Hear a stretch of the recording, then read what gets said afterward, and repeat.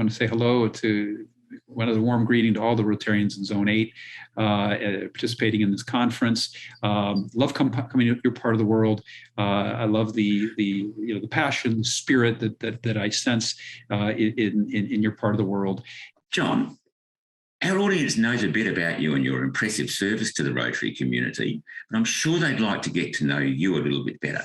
Can you tell us about something you do outside Rotary that they may not be aware of? Well, I think, one of the activities that I really enjoy doing is cycling, and obviously been doing quite a bit of it personally, but also riding for polio. And again, I think many Rotarians know that we've been riding in Tucson for the last 10 years, really. Started with the local Rotarians in Tucson to use a huge bike ride that occurs there every November as a vehicle to raise money for polio.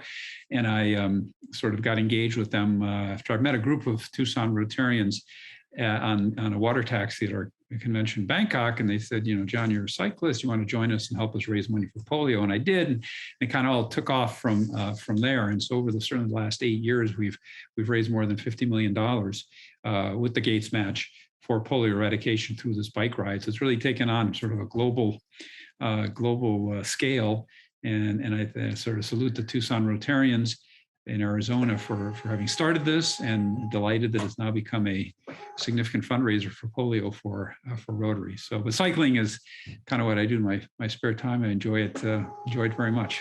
John, what attracted you to the role of CEO of Rotary International? Father is a very avid, or was, he passed away last year, but very avid Rotarian.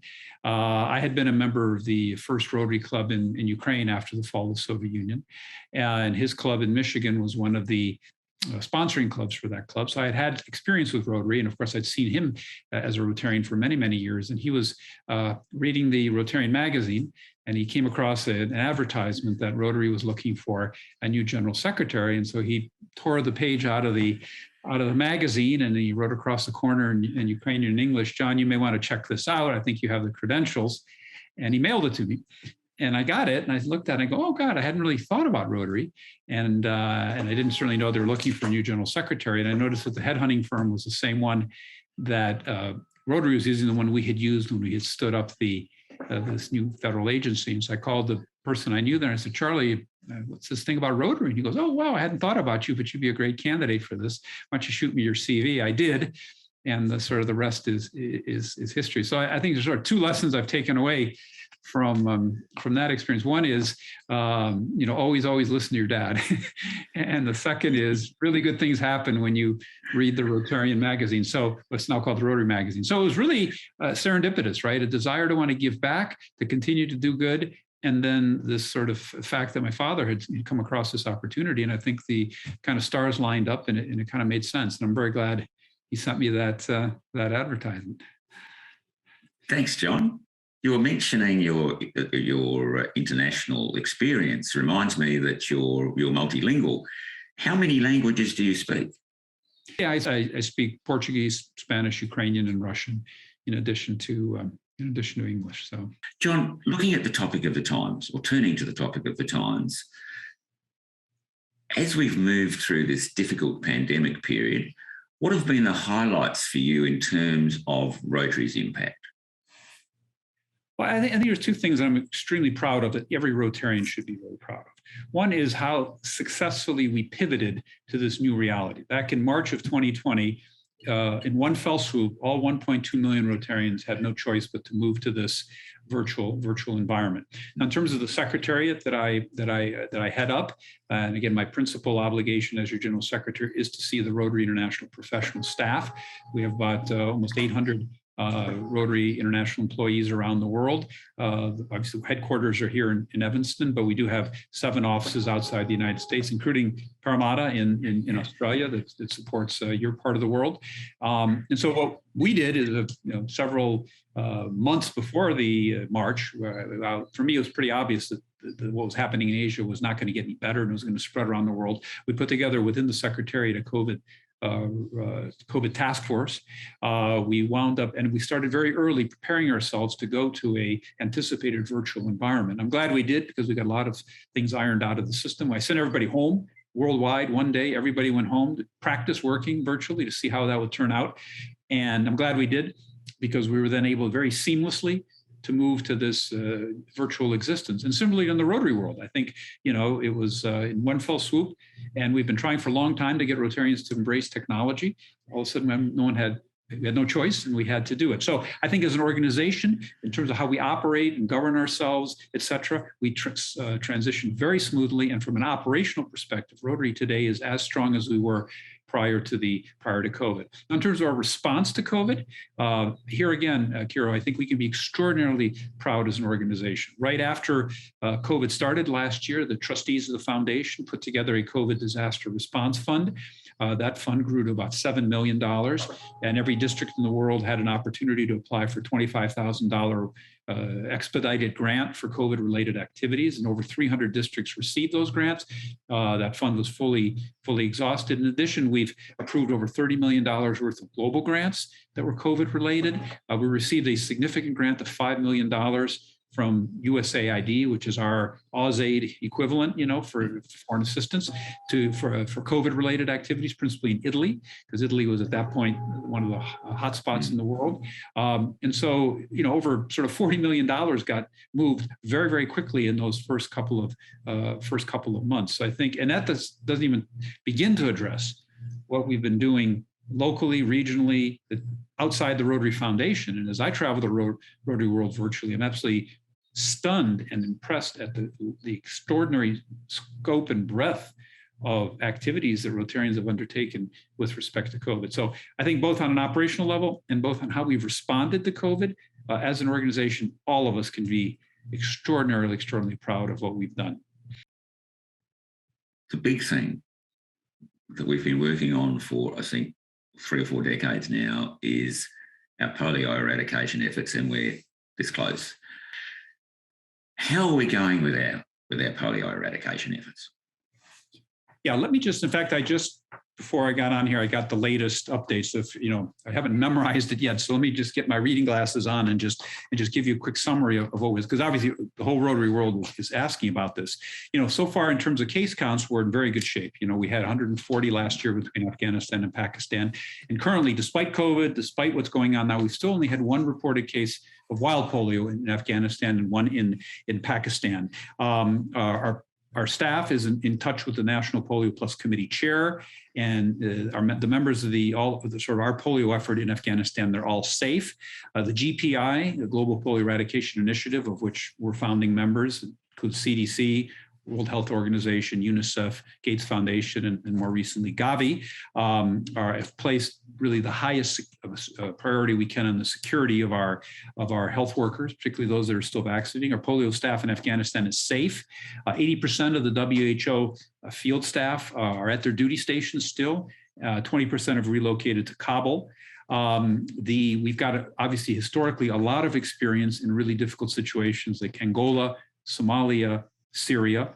Vaccinations are continuing through the permanent transit teams posted in high traffic areas, including the Friendship Gate, which is a major crossing between Afghanistan and Pakistan, and at a Rotary sponsored transit point in the Kunar province. No major impact on surveillance activities to detect in the environment the wild polio virus. The Taliban leadership so far appears to be very positively disposed to the effort. The Minister of Public Health under the previous regime remains in place, deeply familiar with the program. The Emergency Operations Center in Afghanistan has been visited by Taliban leadership. And of course, discussions are ongoing with local leadership to continue things going. So we are cautiously optimistic. It's obviously still very early days, but so far the interactions we've had with the new regime have been positive, and our vaccination efforts continue, and the surveillance certainly continues. So, knock on wood, we'll see how it plays out. But so far, cautious optimism. We've adopted the environment as our 7th area of focus, and it's made us relevant to a much wider group of potential volunteers and members. What can we do to optimise our effectiveness and public voice in this area?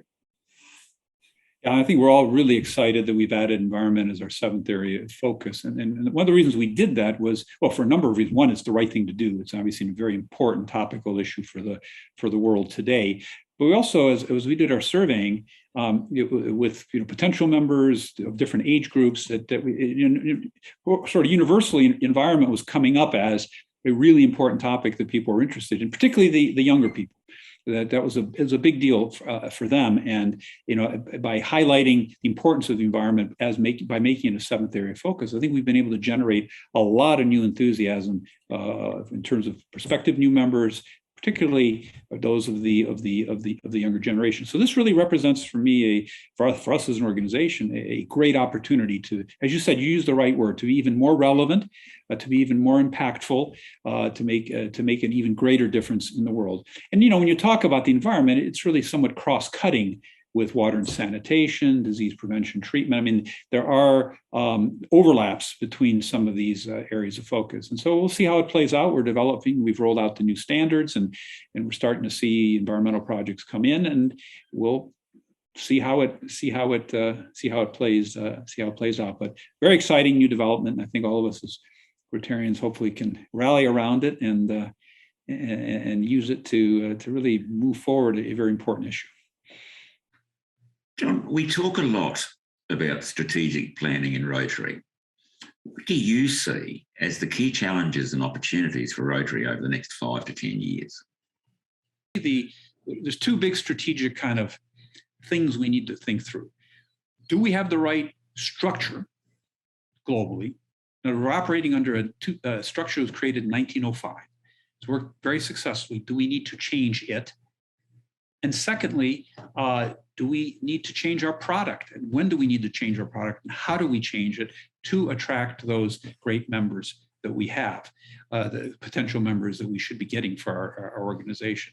And again, not for just ego's sake to have bigger numbers, but to have that much bigger impact on the world, because I think the world now needs Rotary more than ever.